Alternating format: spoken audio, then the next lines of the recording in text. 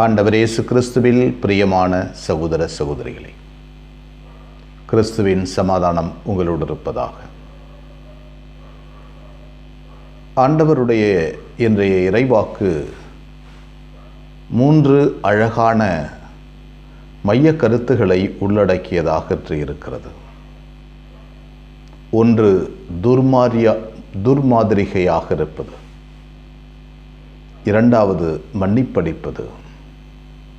மூன்றாவது, விசுவாசத்தை அதிகமாக்குதல். இந்த துர்மாதிரிகை, ஸ்கேண்டல், கிரேக்க வார்த்தை ஸ்கேண்டலோன் என்ற வார்த்தையை லூக்கா நற்செய்தியாளர் பயன்படுத்துகிறார். இந்த வார்த்தையினுடைய அர்த்தம் போகின்ற வழியில் தடைக்கல்லாக இருப்பது, பாதையை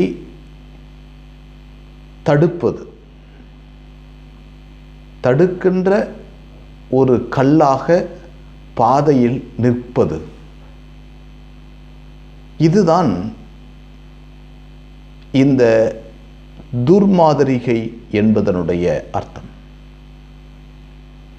நல்ல வழியில் செல்வதற்கு தடையாகவோ, அந்த பாதைக்கு போகாமல் இருப்பதை தடுப்பதற்காகவோ ஒரு சில செயல்களை உருவாக்குவது.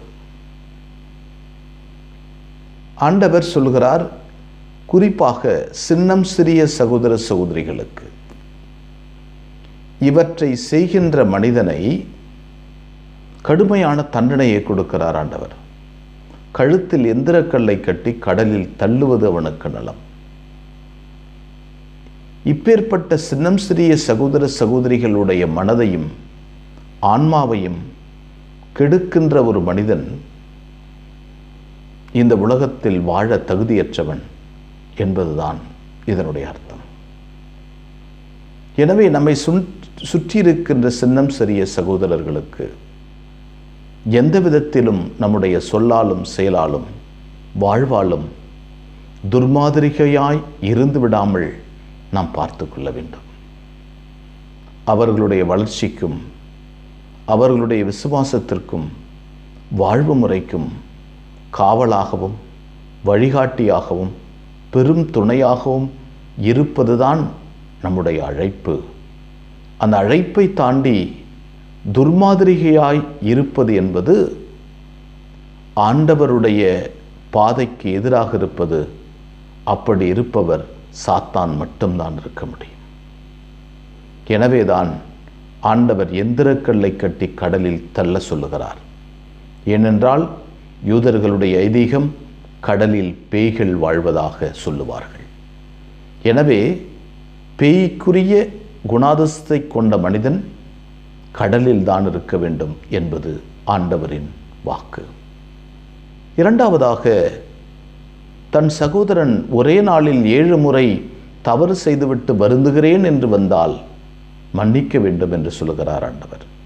மனித தன்மையில் இது மிகவும் கடினமாக இருந்தாலும் கிறிஸ்துவத்தினுடைய அடிப்படை ஆழம் இதுதான் கிறிஸ்துவத்தினுடைய மூலக்கள். எத்தனை முறை வருந்துகிறேன் என்று சொன்னாலும் மன்னிக்க வேண்டும். அதுதான் கடவுளின் பண்பு. இந்த பண்பை நாம் கொள்ள வேண்டும் என்கிறார் ஆண்டவர். மூன்றாவதாக, விசுவாசம்.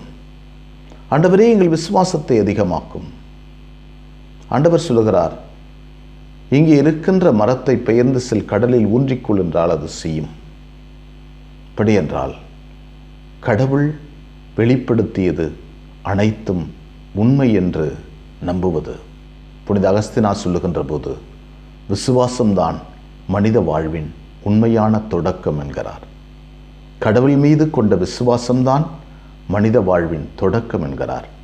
திருத்தந்தை 16ஆம் ஆசீர்வாதப்பர் சொல்லுகின்ற போது, இயேசுவின் மீது ஆழமான விசுவாசத்தை கொண்டவர்கள், தங்களுடைய வாழ்வை அவரிடம் அர்ப்பணித்தவர்கள், தங்களுடைய வாழ்வினுடைய எல்லா பாதைகளிலும் அவரை அர்ப்பணித்தவர்கள்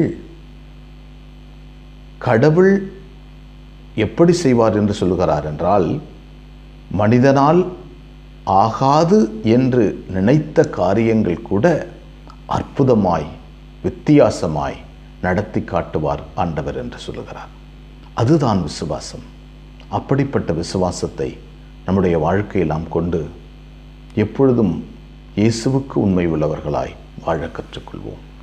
எங்களை வழிநடத்துகின்ற ஆண்டவரை போற்றுகிறோம். அற்புதமான நாளுக்காக நன்றி சொல்கிறோம். நீர் எங்களுக்கு தந்த கொடைகளுக்கு நன்றி ஆண்டவரே. மனித பலவீனங்களால் எங்களை சுற்றியிருக்கின்ற சின்ன சிறிய சகோதரர்களை நாங்கள் எப்பொழுதும் ஆண்டவரே துர்மாதிரிகையாய் எங்கள் செயல்களில் வழியாய் இருந்து விடாமல் இருக்க எங்களை காத்தருளும். விசுவாசத்தோடும் அறநறியோடும் வாழுகின்ற போது எங்கள் சகோதர சகோதரிகளை மன்னிக்கவும், அதன் மூலமாக உம்மிடமிருந்து நாங்கள் கொடைகளை பெற்றுக்கொள்ள மரம் தார். அன்னை மரியே, எங்கள் அன்பு தாயே, உம் திருமகனிடம் எங்களுக்காக இடைவிடாது பரிந்து பேசும். ஆமென்.